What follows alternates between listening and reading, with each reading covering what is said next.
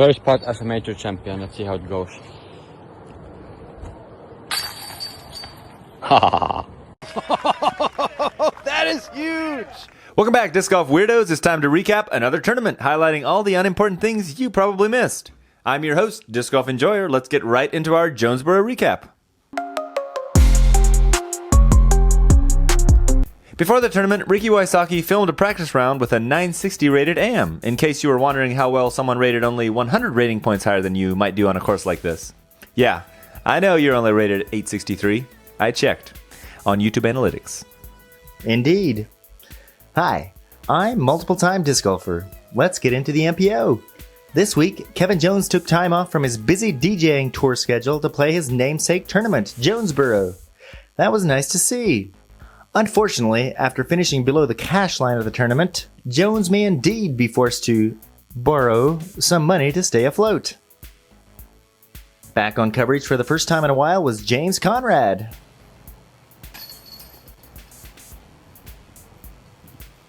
Good for him, but it did mean DGN viewers were once again subjected to his fits of rage. For the second week in a row, Brian was back at it. I guess speaking in his native tongue? Speaking in tongues? Oh. Uvaito! Lauri.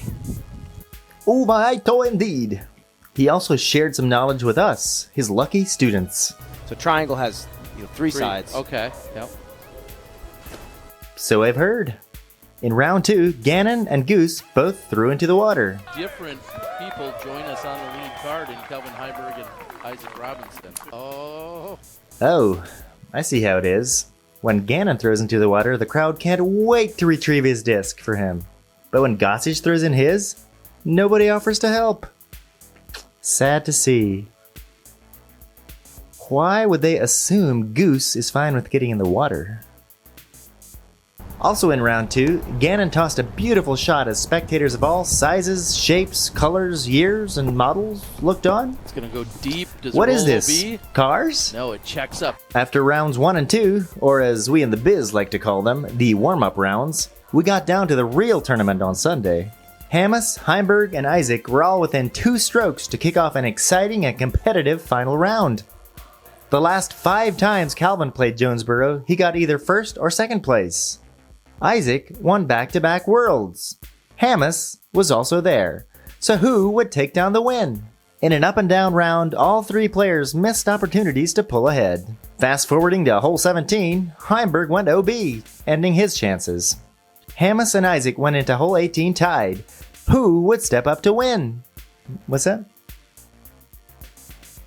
Really? Your 2026 Played Again Sports Jonesboro Open champion, Gannon Buhr. I'm being told Gannon entered hole 18 with a 6-stroke lead, so I guess technically he was the winner. Sorry, Isaac and Adam.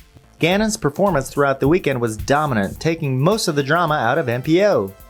It was a bit of a, dare I say, snooze fest. Buhr's performance was so good, even Joey Tamale was left speechless, if only for 2 seconds. But, I mean... Is Gannon Buhr ruining disc golf? Is this boring now? Let the think pieces commence. Anyways, as it turns out, Gannon wasn't the real reason he's winning so much. And also my caddy Ben, Kenny. Yeah, shout out Ben for carrying the bag. He's 3 for 3 this year in Elite Series, so pretty good. That's right, Ben is the real MVP. Yes, that Ben. The one that runs the expos, has a podcast, etc., etc. Surely, he wears many hats in the world of disc golf. Although, in a more real sense, he seems to always wear one specific hat. But that's neither here nor there. Anyways, congrats, Ben and Gannon. Over in FPO, the finish was a bit more exciting. Or was the excitement a bit more finish? Okay, really? This again? This tournament was sponsored by Play It Again Sports, and apparently DGN took that as Play That Graphic Again, as they once again trotted out the knocking on the door graphic. Not necessarily a graphic that you want to... You're right, Terry. Not necessarily a graphic we want. Please, Hannah, if you can't win for any other reason, win so they can retire this graphic. On to the actual disc golf. 14-year-old MJ Gager shot a good first round and got to play with some of her elders on Chase Card on day 2. When I was 14, the only Chase cards I got to play with were those fake credit cards they sent in the mail.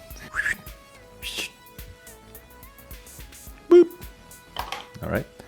Speaking of MJ, unfortunately, she was the victim of our announcer jinx of the week. Everybody's putting here. Not a problem on hole 2. Saw some weird misses on this one yesterday, but Now, MJ closest to the pin, just outside of the bullseye. Sorry, MJ. It happens to the best of us. The jinx is real.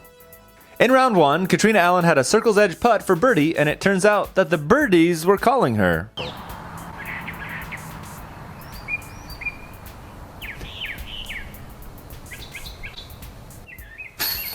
got it.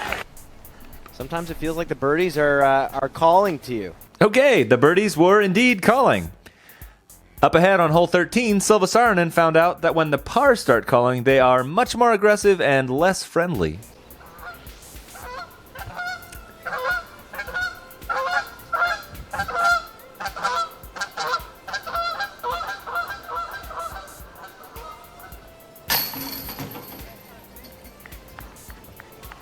Blessed by the geese.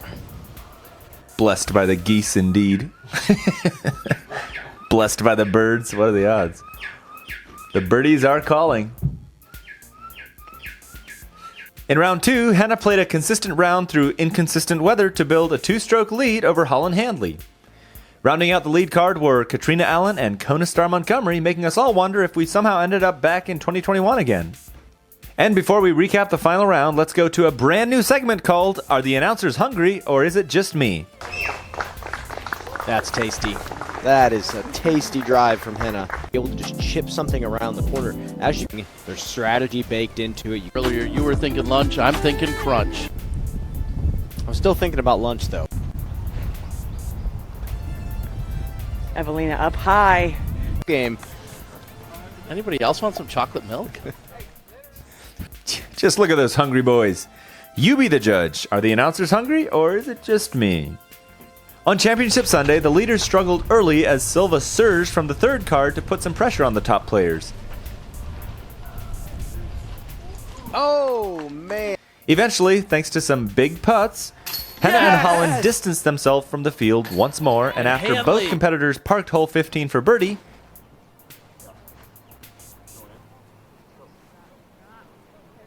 Bullseye. Just outside. Mid-range coming from Blomroos. Oh, and she's answered. I love it. Henna held a 2-stroke lead with 3 holes to play. On 16, with Henna parked for birdie, Holland hit a crazy putt through the trees to keep pace. Cinema. Unfortunately, on the very next hole, instead of throwing through the trees, she threw directly into the trees, which meant Henna retained a 2-stroke lead heading into hole 18. She pulled off the rare double layup for the win. Congrats to Henna for winning her first ever tournament on the Pro Tour. We're going to see Henna Knocking on the door, no more. Now and forever, an Elite event. Series champion. No, champion. All right. Thanks, enjoyer. That's all we have for this week. Please let us know in the comments if you would jump into the water to keep a goose dry. Please like and subscribe. Oh! Stew on that one. Unfortunately, on the next hole, instead of throwing through the trees, she hit on the tree. Okay, that was pretty poorly written.